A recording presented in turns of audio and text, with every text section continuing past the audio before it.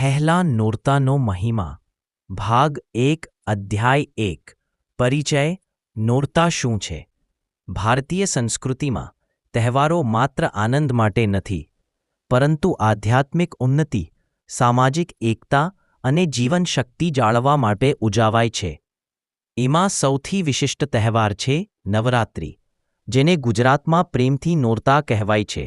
નવરાત્રિ શબ્દનો અર્થ છે નવરાતો, એટલે કે 9 દિવસ અને રાત્રિ સુધી ચાલતી ભક્તિ, ઉપવાસ, તપશ્ચર્યા અને ઉત્સવની અનોખી પરંપરા.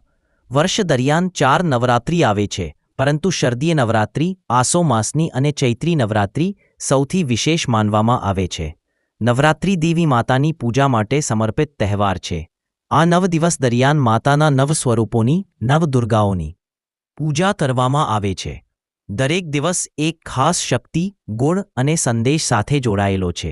પ્રથમ નોરતા એ શરૂઆત છે જ્યાં ભક્તો મનને શુદ્ધ કરી દેવી માતાને આમંત્રિત કરે છે. ગુજરાતમાં નોરતા માત્ર ધાર્મિક વિધિ નથી, પરંતુ સાંસ્કૃતિક ઉત્સવ છે.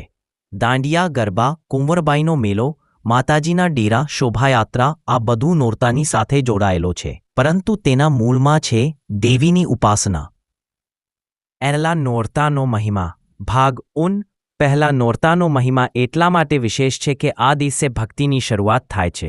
જેમ કોઈ મોટું કાર્ય આરંભે શુભ આશીર્વાદ લેવાય છે, તેમ નવરાત્રિની શરૂઆત પણ દેવી માતાના પ્રથમ સ્વરૂપ શૈલપુત્રીની આરાધના વડે થાય છે. અધ્યાય 10 શૈલપુત્રી દેવીનો મહિમા. પ્રથમ નોરતા. શૈલપુત્રી કોણ છે? શૈલપુત્રી શબ્દનો અર્થ છે શૈલ એટલે પર્વત અને પુત્રી એટલે પુત્રી, એટલે કે પર્વત રાજાની પુત્રી. શૈલપુત્રીને હિમાલય રાજાની પુત્રી માનવામાં આવે છે. પુરાણોમાં જણાવાયું છે કે દેવી સતી જ્યારે દક્ષ પ્રજાપતિના યજ્ઞમાં પોતાના પતિ ભગવાન શિવનો અપમાન સહન ન કરી શકી, ત્યારે પોતાનું દેહ ત્યાગી દીધું. પછી એ જ દેવી પાર્વતી રૂપે હિમાલય રાજાની પુત્રી તરીકે પ્રગટ થઈ. આ રૂપે તેઓ શૈલપુત્રી કહેવાય છે. શૈલપુત્રીનું વર્ણન. દેવી શૈલપુત્રીના મસ્તક પર અર્ધચંદ્ર શોભે છે, હાથમાં ત્રિશૂલ અને કમળ છે અને વાહન તરીકે નંદી છે. આ સ્વરૂપે માતા ખૂબ શાંત, સ્થિર અને શક્તિ સ્વરૂપા છે. શૈલપુત્રીની પૂજા ક્યાં મહત્વની? નવરાત્રિના પ્રથમ દિવસે શૈલપુત્રીની પૂજા કરવાથી ભક્તને મનની શુદ્ધિ, પ્રગતિનો આ પહેલો પડાવ છે. યોગશાસ્ત્ર પ્રમાણે આ દિવસ મૂળાધાર ચક્રના જાગરણ સાથે સંકળાયેલો છે. જો ભક્ત સંપૂર્ણ શ્રદ્ધાથી માતાની ઉપાસના કરે તો તેનું મન સ્થિર બને છે અને જીવનમાં ભય દૂર થાય છે. શૈલપુત્રી સાથે જોડાયેલી કથાઓ. સતીની કથા. દક્ષયજ્ઞમાં ભગવાન શિવનો અપમાન થતાં સતી અગ્નિમાં આહુતિ બની. પછી તેઓ શૈલપુત્રી રૂપે જન્મી. આથી પ્રથમ નોરતા ત્યાગ અને સમર્પણનું પ્રતીક છે.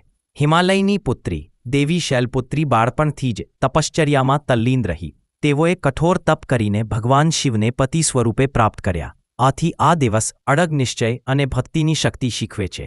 5 પૂજાવિધિ. પ્રથમ નોરતા. પ્રથમ દિવસે કલશ સ્થાપના કરવામાં આવે છે. પછી દેવી શૈલપુત્રીની પૂજા કરવામાં આવે છે. ઘરમાં ઘાટ સ્થાપી તેમાં નાળિયેર, આંબાની પાંદડીઓ મૂકી દેવીને આમંત્રિત કરવામાં આવે છે. ભક્તો ઉપવાસ રાખીને માતાને દૂધ, ઘી, કમળ, સુગંધિત ફૂલોથી અર્પણ કરે છે. દેવીનો પ્રિય રંગ પીળો માનવામાં આવે છે. ઘણા ભક્તો આ દિવસે પીળા વસ્ત્ર ધારણ કરે છે. 6 શૈલપુત્રી સ્તોત્ર અને મંત્ર. આ દિવસે ખાસ કરીને આ મંત્ર જપવામાં આવે છે. ઓમ દેવી શૈલપુત્ર્યે નમઃ. આ મંત્રના જાપથી ભક્તના જીવનમાં શાંતિ, સ્થિરતા અને નવી ઊર્જાનો પ્રવેશ થાય છે. આધ્યાત્મિક અને સામાજિક સંદેશ.